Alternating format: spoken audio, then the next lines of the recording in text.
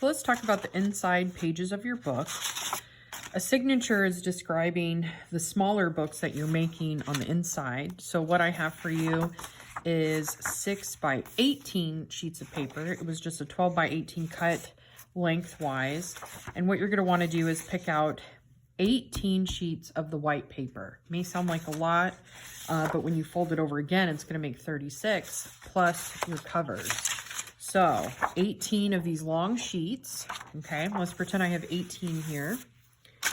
And we're going to take each sheet and fold it in half individually. If you try doing large groups together, the fold is not as nice.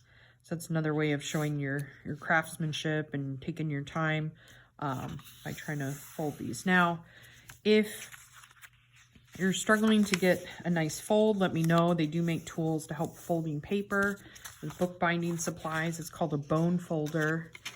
And it looks like I didn't bring it over here, but you know, you can take it, fold it, and use that to flatten it out.